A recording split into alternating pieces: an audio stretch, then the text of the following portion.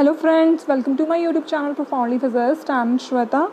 So as per your feedback poll, here I am with the video of electricity and magnetism. ठीक है, मैंने आपके लिए पोल किया था और सब ने जो है उस पोल में इलेक्ट्रिसिटी एंड मैग्नेटिज्म को हाईएस्ट वोट्स दिए थे. सो दैट्स वाई जो है आज की वीडियो है इलेक्ट्रिसिटी एंड मैग्नेटिज्म के ऊपर. So in this video we will discuss electric field strength due to a point charge, due to continuous charge distribution and due to electric dipole.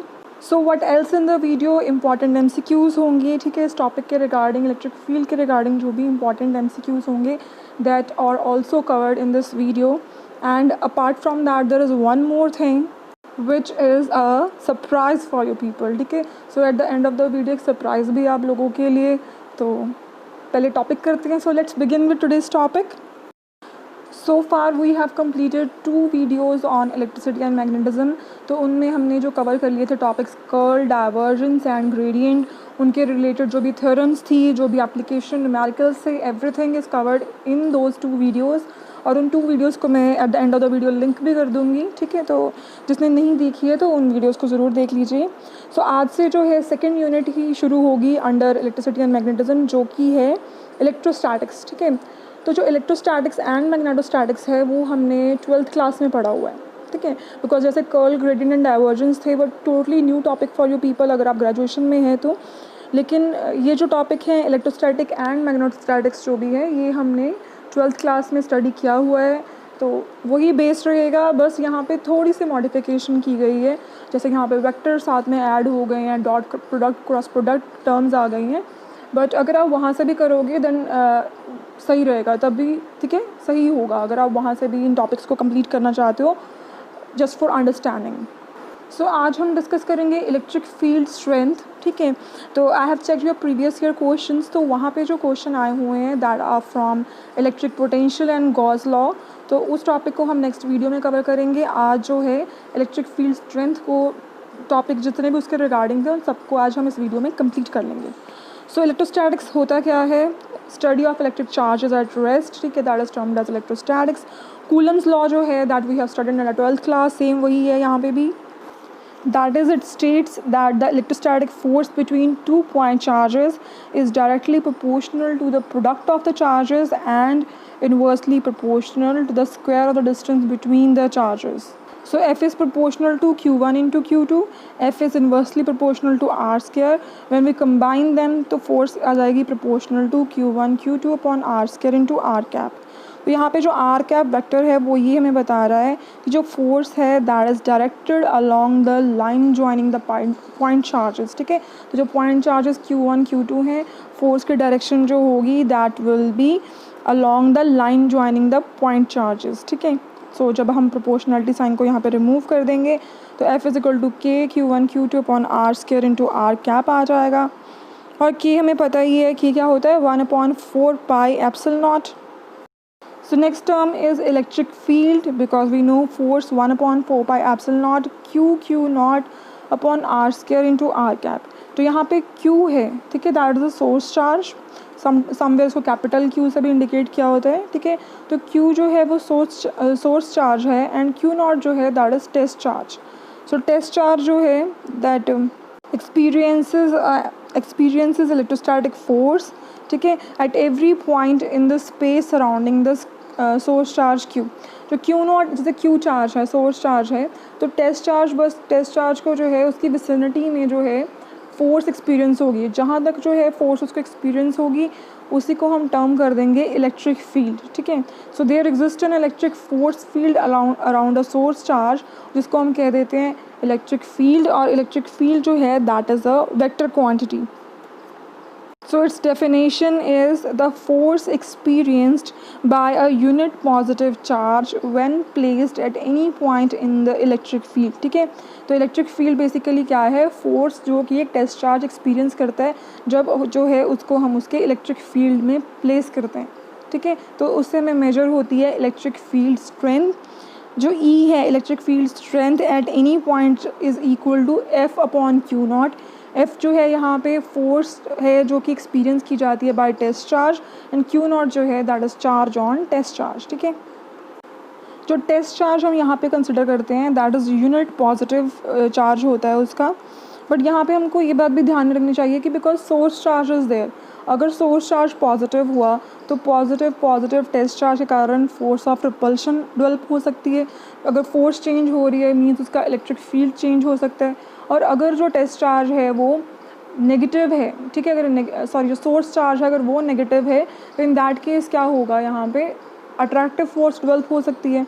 सो हमें ये consider करना पड़ेगा कि जो टेस्ट चार्ज है उसको हम बहुत स्मॉल कंसिडर करें, राइट क्योंकि अगर हम जो है टेस्ट चार्ज की प्रेजेंस जो है अदरवाइज़ क्या करेगी, it will adversely affect the force due to source charge which will ultimately change the electric field.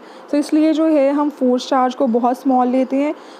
जो टेस्ट चार्ज है उसको बहुत स्मॉल लेते हैं। So test charge is considered vanishingly small कहा जाता है टर्म को। सो यहाँ पे देखो E is equal to limit Q naught approaches to 0 F by Q naught. अभी समझ गए आप कि हम टेस्ट चार्ज जो Q नॉट है उसको बहुत स्मॉल क्यों लेते हैं, बिकॉज अगर हम उसको अगर उसकी ज़्यादा चार्ज है अगर उसके ऊपर, इन दैट केस क्या होगा, जो सोर्स चार्ज के कारण इलेक्ट्रिक फील्ड डेवलप हो रहा है वो उसको अफेक्ट करेगा, ठीक है। तो जो हम मेजर कर रहे हैं अल्टीमेटली इलेक्ट्रिक फील्ड स्ट्रेंथ वो, ठीक है, वो अप्रॉक्सीमेट आएगी, वो क्लियर नहीं होगी। सो इसलिए जो है हम जो यहाँ पे टेस्ट चार्ज है उसको वैनिशिंगली स्मॉल कंसिडर करते हैं। सो अगर यूनिट की बात करें electric field strength E is equal to F by Q है। F की यूनिट है न्यूटन, चार्ज की यूनिट है कूलम। सो E जो यूनिट है इलेक्ट्रिक फील्ड स्ट्रेंथ की that is newton per coulomb. So next है electric field due to a point charge, ठीक है। अगर पॉइंट चार्ज हम कंसिडर कर रहे हैं mean single charge is there, एक ही चार्ज है तो उसके कारण जो है इलेक्ट्रिक फील्ड डेवलप होगी, तो उसकी वैल्यू क्या आएगी। So E is equal to F by Q naught, ठीक है। Q यहाँ पे जो है सोर्स चार्ज है, Q नॉट जो है वो टेस्ट चार्ज है, and F is equal to E is equal to F by Q naught which is equal to 1 upon Q naught. F की वैल्यू यहाँ पे पुट कर दो 1 upon 4 pi epsilon not Q naught by R square into R cap. So यहाँ पे क्या आया, Q naught से Q नॉट कैंसिल हो गया। So electric field is equal to 1 upon 4 pi epsilon not Q by R square into R cap. यहाँ पे जो है आपको एक और पॉइंट ध्यान में रखना है कि जो electric field strength due to a point charge है that is independent of the test charge. यहाँ पे Q नॉट की वैल्यू नहीं आ रही, Q नॉट कैंसिल हो गया। इट मीन्स जो electric field strength due to a point charge है वो टेस्ट चार्ज के ऊपर नहीं डिपेंड करते, okay. So E is equal to 1 upon 4 pi epsilon not Q by R square into R cap. तो आर वेक्टर जो है वो मतलब वेक्टर फॉर्म को हम लिख सकते हैं मैग्नीट्यूड इंटू डायरेक्शन का प्रोडक्ट। सो यहाँ पे हमें मिल गया R cap which will be equal to R vector by R, उसको पुट कर दो। सो इलेक्ट्रिक फील्ड स्ट्रेंथ जो है वो आ गई equal to 1 upon 4 pi epsilon not Q by are cube into R vector, ठीक है। सो इस तरीके से जो है electric field strength due to a point charge की वैल्यू होती है। तो जो इलेक्ट्रिक फील्ड स्ट्रेंथ है that depends upon the source charge and distance of the source charge from the observation point. So next is continuous charge distribution. तो अभी तक हमने पढ़ा electric field strength due to a point charge. Point charge means single source charge, एक ही source charge था और उसके रिगार्डिंग जो है हमने इलेक्ट्रिक फील्ड स्ट्रेंथ स्टडी किया।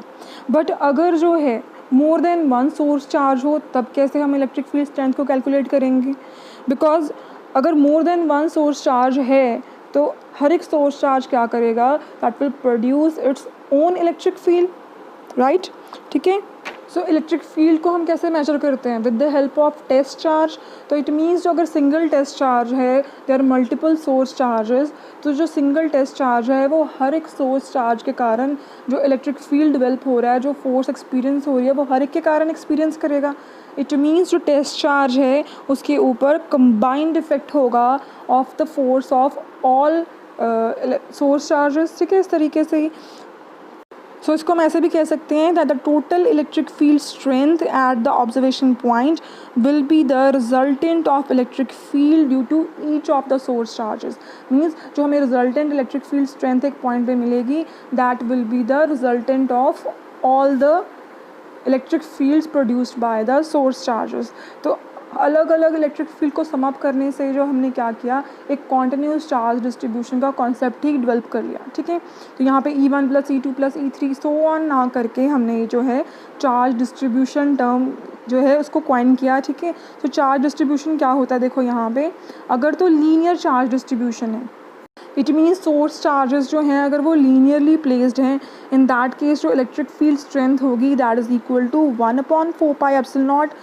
यहाँ पे जो है लाइन इंटीग्रल आ जाएगा लेमडा dl आ जाएगा, जो Q है, बिकॉज यहाँ पे अदरवाइज सोर्स चार्ज Q होना था।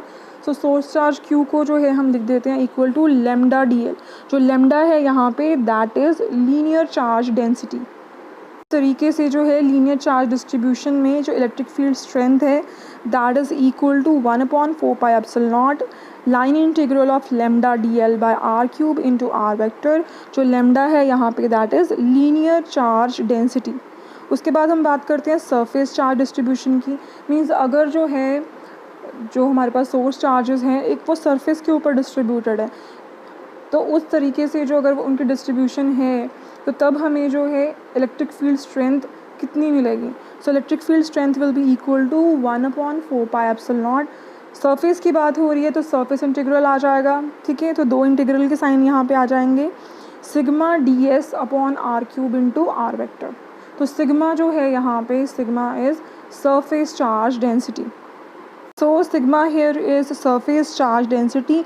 बस सरफेस चार्ज डिस्ट्रीब्यूशन में आपने क्या करना है, जो Q है जो सोर्स चार्ज है उसकी जगह पे हमने सिग्मा ds लिख देना है, फाइन। उसके बाद आ गया वॉल्यूम चार्ज डिस्ट्रीब्यूशन। तो वॉल्यूम चार्ज डिस्ट्रीब्यूशन में electric field strength will be equal to 1/4πε0, because volume है तो यहाँ पे ट्रिपल इंटीग्रल आ जाएगा, ठीक है। और Q की जगह पे यहाँ पे हम लिखेंगे रो dv। तो यहाँ पे रो है, rho stands for volume charge density, ठीक है। So rho dv by are cube into R vector. So I hope you get the point over here that जो इलेक्ट्रिक फील्ड स्ट्रेंथ है वो फार्मूला जहाँ पे सोर्स चार्ज था बस उसको हमने रिप्लेस करते जाना है। तो अगर तो लीनियर चार्ज डिस्ट्रीब्यूशन है तो Q की जगह आ जाएगा लेमडा dl। अगर सरफेस चार्ज डिस्ट्रीब्यूशन है तो Q की जगह आ जाएगा सिग्मा ds। अगर वॉल्यूम चार्ज डिस्ट्रीब्यूशन है तो Q की जगह आ जाएगा rho dv। That's it. So next topic है electric field due to dipole, ठीक है। So two equal and opposite point charges को हम कह देते हैं डाइपोल। जो उनका कॉम्बिनेशन होता है उनको डाइपोल कह देते हैं हम। सो नेक्स्ट है कॉन्सेप्ट एक्सियल लाइन का एंड इक्वेटोरियल लाइन, ठीक है। एक्सियल लाइन हमें पता है अगर जो है जो line joining the 2 point charges है अगर हम उसको on the both sides extend कर सकते हैं तो उसको हम कहेंगे axial line. Like this line जो है जैसे पॉइंट चार्जेस 1 एंड 2 हैं, आप उसको दोनों तरफ जो है इस लाइन को एक्सटेंड कर सकते हो, इसको आप कह देते हैं एक्सियल लाइन। जो एक्सियल लाइन है जो उसका अनदर नेम है that is end on line, ठीक है, एंड ऑन लाइन। सो अगर हम 12th में जो है हमने एक्सियल लाइन ही इसका नाम पढ़ा हुआ है, बट BSc में जो है मैक्सिमम प्लेसेस पे एंड ऑन लाइन यूज़ किया गया है। So let's discuss electric field strength in the axial line और you can say end on line, ठीक है। तो इनमें से जो end on line या axial line में जो है हम electric field strength find out करते हैं। So यहाँ पे जो है पहले देखो जो यहाँ पे कंस्ट्रक्शन है वो क्या है। So 2 पॉइंट चार्जेस हैं -Q एंड +Q, और इन दोनों पॉइंट चार्जेस के कॉम्बिनेशन को हम कह देते हैं डाइपोल। जो इनके बीच में डिस्टेंस होता है दैट इज़ 2L। जो नेगेटिव चार्ज है उसका डिस्टेंस ओरिजिन से -L होता है, पॉजिटिव चार्ज का डिस्टेंस ओरिजिन से +L होता है, एंड दोनों चार्जेस का आपस में डिस्टेंस 2L होता है। So let's consider an observation point L on the axial line and about this point ही हम जो है इलेक्ट्रिक फील्ड स्ट्रेंथ को फाइंड आउट करेंगे, ठीक है। सो L पॉइंट के अबाउट जो है इलेक्ट्रिक फील्ड स्ट्रेंथ क्या आएगी, लेट्स कैलकुलेट दैट। सो यहाँ पे जो है R0 जो है R0 is the distance of the observation point from origin. Means L का जो है ओरिजिन से डिस्टेंस होगा उसको हम R0 कह देंगे, एंड जिसके अबाउट जो है हमने इलेक्ट्रिक फील्ड फाइंड आउट करनी है उसके डिस्टेंस को हम R कह देंगे। जैसे अगर पॉजिटिव Q चार्ज है उसका डिस्टेंस जो है R होगा और नेगेटिव Q का डिस्टेंस जो है ओरिजिन से -R होगा। सो -R, R0, 2L सब पता चल गया हमें। सो इलेक्ट्रिक फील्ड अब फाइंड आउट करते हैं। So electric field E is equal to 1/5ε0 Q by R0 - R का मॉडुलस है, ठीक है, इसका cube R0 - R vector. So अगर with respect to position vector हमें लिखना हो तो इलेक्ट्रिक फील्ड स्ट्रेंथ की नोटेशन ये है। एंड वी नो जो आर नॉट है, जो डिस्टेंस है ऑब्जर्वेशन पॉइंट का फ्रॉम ओरिजिन, उसको हम लिख सकते हैं I cap X, because X axis के अलॉन्ग है, बाकी दोनों coordinate Y and Z zero हैं. सो आर नॉट जो होगा that is equal to I cap X, and जो आर वेक्टर है that is equal to I cap L. Because हम पॉजिटिव क्यू चार्ज की बात कर रहे हैं तो वहाँ पे जो है आर वेक्टर हो जाएगा equal to I cap L. So R not and R की वैल्यू जो है आप इलेक्ट्रिक फील्ड स्ट्रेंथ के एक्सप्रेशन में पुट कर दो. So electric field due to positive charge comes out to be equal to 1/4 pi epsilon naught q by r naught की जगह हमने लिख दिया i cap x minus r की जगह लिख दिया i cap l, बाकी सब सेम रहा. ठीक है. अब 1/4 pi epsilon naught जो है वो तो ऐसा ही रहेगा, तो उसके साथ क्या आ गया q upon x minus l के साथ क्या आ गया i cap. ठीक है. तो आई कैप जो है हमने उसको बाहर निकाल लिया. अब आप यहाँ पे क्या कर रहे हैं, मॉडुलस, बिकॉज यहाँ पे अंदर मॉडुलस साइन है तो हम इसका मॉडुलस ले रहे हैं. सो मॉडुलस में हम क्या करते होते हैं, square root of I cap वाली टर्म का स्क्वायर प्लस जे कैप वाली टर्म का स्क्वायर प्लस के कैप वाली टर्म का स्क्वायर. अब यहाँ पे जो है आई कैप वाली टर्म तो एक ही है which is x minus L. जब आप एक्स माइनस एल का स्क्वायर लोगे प्लस दोनों टर्म्स आगे वाली ज़ीरो ही हैं, सो वहाँ पे ज़ीरो ज़ीरो आ गया. सो अल्टीमेटली स्क्वायर रूट से स्क्वायर कैंसिल हो गया एंड यहाँ पे सीधा x माइनस एल ही रह गया. ठीक है. सो x माइनस एल यहाँ पे आ गया एंड जो उसकी बाहर पावर थी दैट इज़ क्यूब. ये स्टेप समझ आ गया आपको. सो अब जो है डिनोमिनेटर में भी x माइनस एल का क्यूब है, न्यूमरेटर में भी है, hence it got cancelled and electric field strength due to a positive Q charge equal to 1/4 pi epsilon not Q by x minus L का होल स्क्वायर, और जो x minus L के साथ आई cap था वो यहाँ पे आई कैप आ गया. सो इस तरीके से हमें जो है पॉजिटिव चार्ज के कारण इलेक्ट्रिक फील्ड स्ट्रेंथ जो मिल रही थी ऑब्जर्वेशन पॉइंट पे वो हमें कैलकुलेट हमने कर लिया. Similarly, we will find out the electric field strength due to a negative charge. तो negative charge जो है अब उसके लिए क्या चेंज आएगा, अब जो O से माइनस Q का डिस्टेंस है वो R वेक्टर है. ठीक है. बाकी R not, rest everything will be same. बस इस बार हमें जो बात करनी है वो है नेगेटिव Q चार्ज की. ठीक. सो R नॉट जो है वो तो आई कैप एक्स ही रहेगा बिकॉज ऑब्जर्वेशन पॉइंट तो वहीं लाइन पे ही लाई कर रहा है. लेकिन जो R वेक्टर है, बिकॉज अब ओरिजिन के लेफ़्ट साइड पे जो है नेगेटिव Q लाई कर रहा है, सो जो R वेक्टर है वो इक्वल हो जाएगा माइनस आई कैप एल. ये फ़र्क आ जाएगा जब आप नेगेटिव चार्ज कंसिडर करोगे. तो R एंड R नॉट की वैल्यू हमारे पास है. अब इसको पुट कर दो तो जो है Q नेगेटिव के कारण जो इलेक्ट्रिक फील्ड स्ट्रेंथ है वो आ जाएगी equal to minus I cap 1/4 pi epsilon not Q by X plus L का होल स्क्वायर. अब हमें फाइंड आउट क्या करना है, अब इन दोनों चार्जेस के कारण जो है ऑब्जर्वेशन पॉइंट पे इलेक्ट्रिक फील्ड स्ट्रेंथ क्या मिल रही है, वो कैसे आएगी, by calculating the combined effect, by calculating their resultant. So at L जो है इलेक्ट्रिक फील्ड स्ट्रेंथ कितनी हो जाएगी, due to positive charge electric field strength and negative charge electric field strength को प्लस कर दो आप. तो ई पॉजिटिव क्यू के कारण एंड ई नेगेटिव क्यू के कारण जो वैल्यूज़ आए उनको हमने प्लस कर दिया, पुट कर दिया. यहाँ पे सर्टन कैलकुलेशंस हुई, न्यूमरेटर में डिनोमिनेटर में कुछ टर्म्स आई एंड हम यहाँ तक पहुँच गए i cap q by 4 pi epsilon naught 4xl upon x square minus L square का होल स्क्वायर. ठीक है. तो 1/4 पाई एप्सिलॉन नॉट को हमने तो ऐसा लिख लिया. जो डिनोमिनेटर में टर्म थी x square minus L square का होल स्क्वायर वो भी सेम रही. जो ऊपर टर्म है आई कैप क्यू 4xl उसको थोड़ा सा हमने मॉडिफाई किया. हमने यहाँ पे आई कैप 2ql को अलग कर लिया, 2x को अलग लिख लिया. ऐसा हमने क्यों किया, बिकॉज जो 2ql है ये क्या होता है, it stands for dipole moment. ठीक है. तो ये डाइपोल मोमेंट होते हैं. डाइपोल मोमेंट क्या होते हैं, any of product of any of the two charges, the magnitude basically magnitude of the product of any two charges and the distance between them. means q या q not q negative में से आप किसी का भी magnitude ले लो जो कि q ही आएगा and product of the distance between them जो कि 2l है. ठीक है. तो यहाँ पे क्या आ गया 2ql, बिकॉज यहाँ पे साथ में आई कैप वेक्टर भी है तो यहाँ पे हमारे पास डाइपोल मोमेंट वेक्टर मिल गया. सो रिजल्टेंट जो है वो आ गया equal to 1/4 pi epsilon not 2xp upon x square minus L square का होल स्क्वायर. सो अगर हम बात करें शॉर्ट डाइपोल की, शॉर्ट डाइपोल में क्या होगा, शॉर्ट डाइपोल में जो डिस्टेंस 2l है वो बहुत स्मॉल होगा. जो x डिस्टेंस है ऑब्जर्वेशन पॉइंट तो हम कहीं तक भी ले सकते हैं, तो वो डिस्टेंस जो है ऑरिजिन से ज़्यादा होगा और ये डिस्टेंस जो है 2l जो कि दोनों चार्जेस के बीच में है वो कम होगा. सो इन दैट केस हम क्या करेंगे, for short dipole x square minus L square को हम अप्रॉक्सीमेटली एक्स स्क्वायर के इक्वली ले लेंगे, ठीक है, बिकॉज एल स्क्वायर इतना स्मॉल था तो इग्नोर हो गया. So x square minus L square जो है that comes out to be equal to x square, ठीक है. ये कब होगा? जब हम शॉर्ट डाइपोल कंसिडर करेंगे, राइट. तो इलेक्ट्रिक फील्ड स्ट्रेंथ आ गई equal to 1/4 epsilon not 2p/x³. और यही वो चीज़ है जो आपको ध्यान में रखनी है, याद रखनी है, ठीक है, which is electric field strength due to a dipole जब जो है observation point is lying on the axial line, या उसको हम बोल सकते हैं एंड ऑन लाइन पे या एंड ऑन पोजीशन पे लाई कर रहा होगा ऑब्जर्वेशन पॉइंट.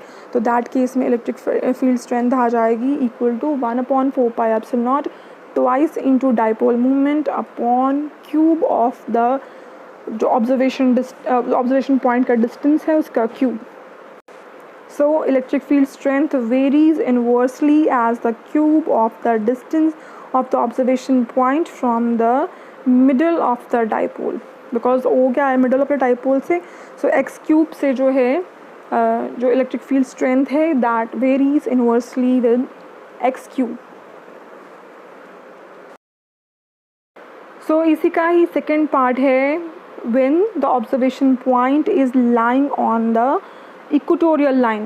अब ये इक्वेटोरियल लाइन क्या होती है? इक्वेटोरियल लाइन जो है that is the line passing through the middle point of the dipole. ये जो O है तो दो डाइपोल जहाँ पे चार्जेस हैं -q + q जो इनका मिडल पॉइंट है, जो लाइन इसमें से पास कर रही हो मिडल पॉइंट में से, उसको हम बोलेंगे इक्वेटोरियल लाइन. और सेकेंडली वो परपेंडिकुलर भी हो जाएगी एक्सियल लाइन के.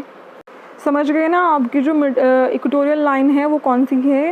विच is passing through the middle point of the dipole and perpendicular to the axial line. अब यहाँ पे जो इसका एक और नाम भी हम लेके चल रहे हैं, जैसे हमने एक्सियल लाइन का जो नाम यूज़ किया था which was and on line, तो इसी तरीके से जो है इक्वेटोरियल लाइन का भी अनदर नेम है which is broad side on line, ठीक है. तो ब्रॉड साइड ऑन लाइन जो है या ब्रॉड साइड ऑन पोजिशन जो है इसको भी हम यूज़ करेंगे, ठीक है. तो सेकंड पे क्या है, हमने यहाँ पे जो ऑब्जर्वेशन पॉइंट है उसको ब्रॉड साइड ऑन पोजीशन पे यूज़ किया है. तो यहाँ पे ऑब्जर्वेशन पॉइंट हो गया है M. तो M जो पॉइंट है that is lying on by axis. तो कोऑर्डिनेट क्या हो जाएंगे 0 y 0. अब R तो सेम रहेगा बिकॉज डाइपोल के जो ओरिजिन का डिस्टेंस है वो तो सेम रहेगा, बट R0 यहाँ पे चेंज हो गया, ठीक है. तो R वेक्टर जो है अगर हम पॉजिटिव Q चार्ज लें वो तो I∠L ही आया, लेकिन अब R0 जो है वो क्या हो जाएगा J∠Y, ठीक है, बिकॉज अब जो ऑब्जर्वेशन पॉइंट है वो परपेंडिकुलरली एक्ट कर रहा है. तो यहाँ पे आ जाएगा J∠Y. So rest everything will be same, बस हमें यहाँ पे R0 की वैल्यू अब चेंज हो गई है. तो उससे क्या चेंजेस आएंगे बस वही देखते हैं हम क्या है. So electric field strength due to a positive charge क्या हो जाएगा 1/4 epsilon not q by modulus of R0 minus R होता है यहाँ पे. तो R0 है J∠Y माइनस R है I∠L का क्यूब, ठीक है, मॉडुलस का क्यूब, और साथ में ब्रैकेट में क्या आ गया J∠Y minus I∠L. So 1/4 epsilon not q by, अब यहाँ पे देखो ये क्या आ गया y² + l² की पावर 3/2. J∠ हटाओ और ये क्या आ गया यहाँ पे y² + l² की पावर 3/2. तो हमने यहाँ पे क्या किया है J∠Y माइनस I∠L का मॉडुलस लिया है. समझे ना इस बात को? जब हमने एक्सियल लाइन की बात करी थी वहाँ पे सिर्फ I∠ वाली टर्म थी. I∠ वाली टर्म होने के कारण जैसे ही हमने स्क्वायर लिया, स्क्वायर से स्क्वायर रूट कैंसिल हो गया, तो x - l का सिर्फ वही x - l का क्यूब ही बच गया. लेकिन यहाँ पे क्या है J∠, I∠, दो अलग अलग टर्म आ गई हैं, ठीक है. तो जब इसका मॉडुलस लेंगे आप तो क्या आ जाएगा J∠ वाली टर्म का square means y² plus I∠ वाली टर्म का स्क्वायर मीन्स l². ओके, तो स्क्वायर रूट तो आना ही था. तो स्क्वायर रूट के कारण यहाँ पे क्या बन गया 3/2. सो जब हमने J∠Y माइनस I∠L का मॉडुलस लिया हमारे पास आ गई टर्म y² + l² का स्क्वायर रूट. थोड़ा और सिंप्लीफाई किया तो बन गया y² + l² की पावर 3/2, और साथ में J∠Y माइनस I∠L तो है ही. तो वो तो बात हुई थी रिगार्डिंग द पॉजिटिव चार्ज. अब देख लेते हैं नेगेटिव चार्ज के कारण इलेक्ट्रिक फील्ड स्ट्रेंथ में क्या चेंज आ रहा है. सो जैसे कि हमने नेगेटिव चार्ज यहाँ पे लिया तो क्या चेंज आएगा, आर नॉट तो वही रहा, ऑब्जर्वेशन पॉइंट तो नहीं चेंज होने वाला, तो आर नॉट तो जे कैप वाई ही रहा, डन। अब यहाँ पे जो आर है, ठीक है, जो बिकॉज हमने यहाँ पे अब चार्ज ले लिया है नेगेटिव क्यू वाला, तो आर जो है वो क्या हो जाएगा, माइनस आई कैप एल। बस आप इसको ऐसे भी कर सकते हो, जो आपने पॉजिटिव क्यू चार्ज के लिए निकाला था वहाँ पे बस आपने जो है आर की वैल्यू अब minus I cap L put कर देनी है, ठीक है, एक्सप्रेशन दोबारा फाइंड आउट नहीं करना है इसमें। So electric field strength due to negative charge is equal to 1/4 pi epsilon not minus Q upon modulus of J cap Y plus I cap L modulus का cube, J cap Y plus I cap L bracket में अलग से आ गया। Similarly in the same way जो है हमने इसको फाइंड आउट कर लिया, तो क्या आ गया ये 1/4 pi epsilon not Q upon Y square plus L square की power 3/2 J cap Y plus I cap L. तो क्या हमें फाइनल इलेक्ट्रिक फील्ड स्ट्रेंथ मिल गई है? नो, अब हमें जो है इसके लिए क्या करना पड़ेगा, इन दोनों का जो दोनों चार्जेस के कारण जो इलेक्ट्रिक फील्ड जनरेट हो रहा है उसका हमें कंबाइंड इफेक्ट फाइंड आउट करना पड़ेगा, तभी हमें पता चलेगा कि ऑब्जर्वेशन पॉइंट पे जो है टोटल इलेक्ट्रिक फील्ड स्ट्रेंथ कितनी है। सो यहाँ पे हमने क्या किया, electric field strength to both the charges जो हमारे पास आई थी उसको हमने ऐड कर दिया, ठीक है। So q upon 4 pi epsilon naught है ही है बाहर ब्रैकेट से, तो जो अंदर जितनी टर्म्स हैं उनको सॉल्व कर लो आप लोग। सो ई आ जाएगा equal to -1/4 pi epsilon not I cap 2QL by Y square plus L square की पावर 3/2। अब हमें ये पता है जो आई कैप 2QL है ये क्या है, this is dipole moment vector, ठीक है। तो डाइपोल मोमेंट वेक्टर को हमने पुट कर दिया। सेम कंडीशन हम यहाँ पे भी लगाएंगे कि अगर डाइपोल शॉर्ट है, if we are having short dipole, तो शॉर्ट डाइपोल के लिए क्या होगा, जो 2L है, जो L है that is very small as compare to X, तो इसलिए हम L को तो इग्नोर ही कर देंगे, मीन्स Y जो है Y के कंपैरेटिवली L को इग्नोर कर देंगे। सो इलेक्ट्रिक फील्ड स्ट्रेंथ जो है अल्टीमेटली हमारे पास इक्वल टू आ गई -1/4 pi epsilon not P by y cube. So अगर आप ध्यान से देखो तो आपको पता चलेगा कि जो एक्सियल लाइन के रिगार्डिंग हमें इलेक्ट्रिक फील्ड स्ट्रेंथ मिली थी एंड इक्वेटोरियल लाइन पे जब ऑब्जर्वेशन पॉइंट लाई कर रहा है तब हमें जो इलेक्ट्रिक फील्ड स्ट्रेंथ मिली है उसमें क्या डिफरेंस है, क्या डिफरेंस है यहाँ पे। अगर हम मैग्नीट्यूड की सिर्फ बात करें, नेगेटिव साइन को भी इग्नोर कर देते हैं, सो अगर हम सिर्फ मैग्नीट्यूड की बात करें तो वहाँ पे 2P आ रहा था, यहाँ पे सिर्फ P आ रहा है, बाकी सब तो सेम है, यही है ना। सो अगर हम सिर्फ शॉर्ट डाइपोल के लिए हम सिर्फ मैग्नीट्यूड की बात करें तो एक्सियल लाइन के रिगार्डिंग जो है वहाँ पे 2P आ रहा था, यहाँ पे सिर्फ P आ रहा है, तो यहाँ पे हम कंक्लूड कर सकते हैं that for short dipole magnitude of the electric field in the end on position is twice of that in the broad side on position. Means जो एक्सियल लाइन के रिगार्डिंग हमें मिल रही है electric field strength that is twice of the electric field strength due to equatorial line. और या फिर हम इसको जो हमने नई टर्म्स आज सीखी हैं which is end on position और broad side on position use करके भी हम इसको लिख सकते हैं। So that is all about electric field strength, ठीक है। यही टॉपिक्स आपके सिलेबस में दिए हुए हैं which I have covered in this video. अब क्वेश्चंस थोड़े से देख लेते हैं। तो अगर मैं आपका 2016 एंड 17 का पेपर देखूँ तो इलेक्ट्रिक फील्ड स्ट्रेंथ के रिगार्डिंग कोई क्वेश्चन नहीं आया हुआ। सो जो क्वेश्चन हम डिस्कस कर रहे हैं कुछ अलग कुछ अनदर एग्ज़ाम्स जो हैं उनमें आए हुए हैं, तो उनको देख लेते हैं क्या क्वेश्चन हैं। सो क्वेश्चन है a given charge situated at a certain distance from an electric dipole in the end on position, ठीक है। तो देखो and on position term use किया है इन्होंने, तभी आपको पता होना चाहिए जो एंड ऑन पोजिशन है वो कौन सी थी, एक्सियल पॉइंट वाली, ठीक है।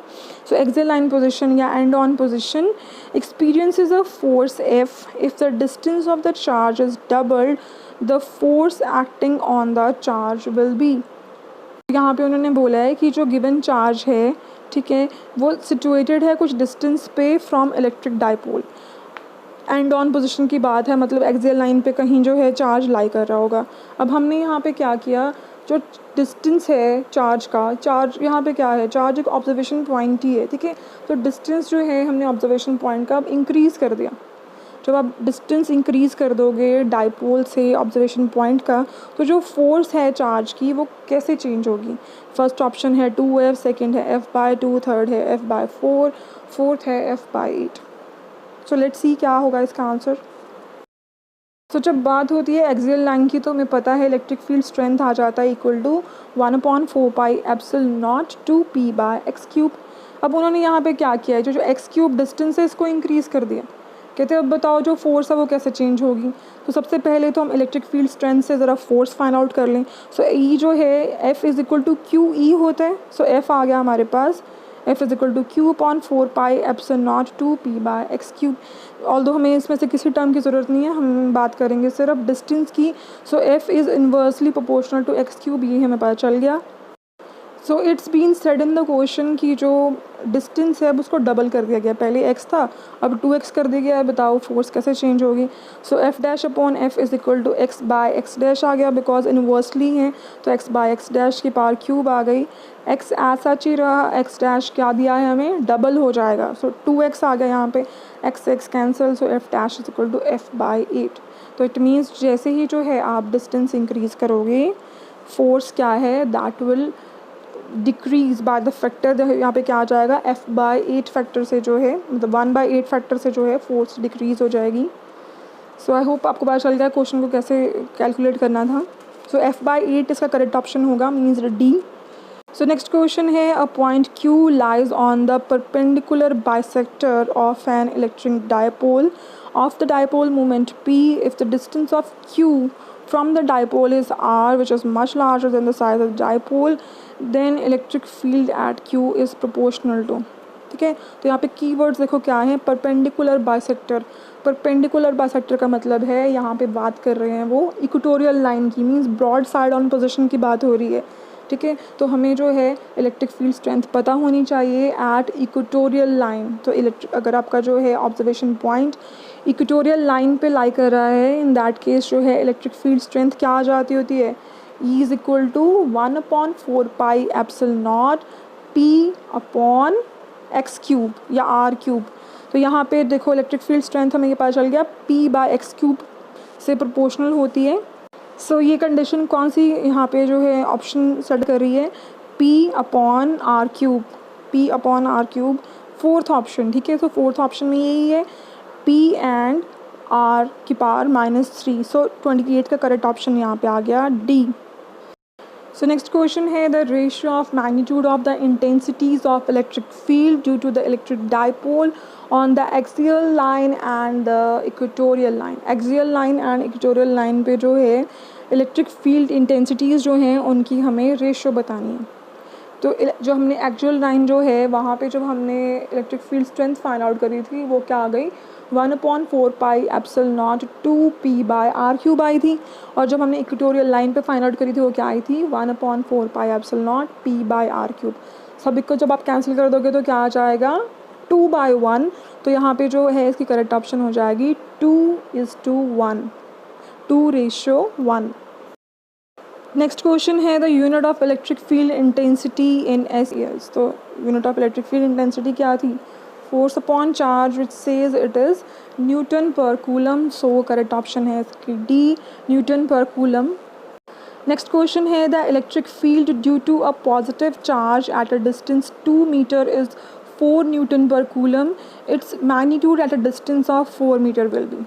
तो कहते जब तो डिस्टेंस 2 मीटर था तब हमें इलेक्ट्रिक फील्ड स्ट्रेंथ मिल रही थी 4 न्यूटन पर कूलम। अब हमने डिस्टेंस 4 मीटर कर दिया तो अब आपको बताना है कि इलेक्ट्रिक फील्ड स्ट्रेंथ कितनी हो जाएगी। सो R हमें दिया है 2 मीटर, जब R 2 मीटर है तो इलेक्ट्रिक फील्ड स्ट्रेंथ है 4।